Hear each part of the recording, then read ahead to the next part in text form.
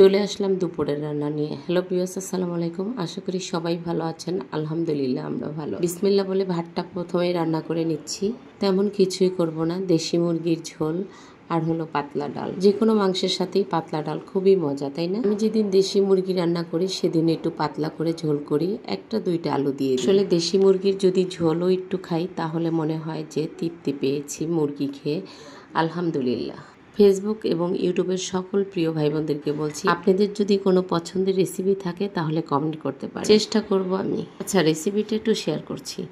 এখানে 5টা পেঁয়াজ আমি কেটে দিয়েছি, সরিষার তেল দিয়েছি হাফ কাপ, 4টা এলাচ দিয়েছি, 3 টুকরা দিয়েছি দারচিনি, 5-6টা করে দিয়েছি লং, গোলমরিচ, 2টা দিয়েছি তেজপাতা, দিয়ে দিলাম স্বাদ মতন লবণ। মাংসটা দিয়ে দিয়েছি, একটু নাড়াচাড়া দিয়ে ঢাকনা দিয়ে ঢেকে দেবো। দেখেন কতটা পানি উঠে গেছে। এই পানিতেই আমি মাংসটা ভালোভাবে কষিয়ে নেব। আমি জানি আমার চেয়ে ভালো আপনারা রান্না করতে পারেন।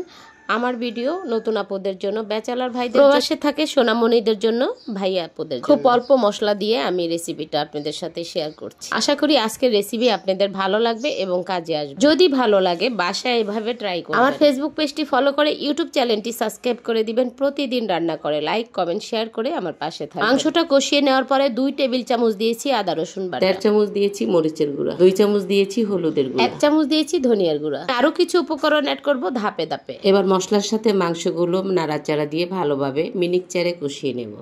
রান্নাকে আপনি যত সময় দিবেন ততই টেস্টি হবে। ভালোবাসা দিয়ে রান্না করতে হয়, মনের মাধুরী দিয়ে। এই পর্যায়ে আমি 1 কাপ পানি দিয়ে 2টা আলু দিয়ে আবারও কিছুক্ষণ কষিয়ে নেব। আমার মা বলতো, এদিক ওদিকে উকি দিবা না রান্নার সময়, 2 পাও দাঁড়িয়ে একসাথে তারপরে রান্না করবা, যতই তোমার কষ্ট। রান্নার সময় একেবারে রান্নাঘরের কাজ শেষ করে তারপরে রান্নাঘর থেকে বের। 2 চামচ অ্যাড করে দিয়েছি ভাজা জিরার গুঁড়ো।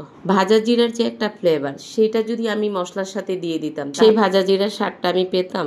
সবশেষে ঝোলের পানি অ্যাড করে দিয়েছি। এবার আমি গরম মশলার গুঁড়ো দিয়ে দিব, দারচিনি, জিরা, এলাচ আমি খোলায় টেলে তারপরে হাতে ফাঁকি করে নিয়েছি। এটা আমি সব মাংসের ক্ষেত্রে নামানোর আগে আমি অ্যাড করে দিই। মাংস রান্না করা আমার হয়ে গেছে, মার কথাটা ধরে রেখেছি।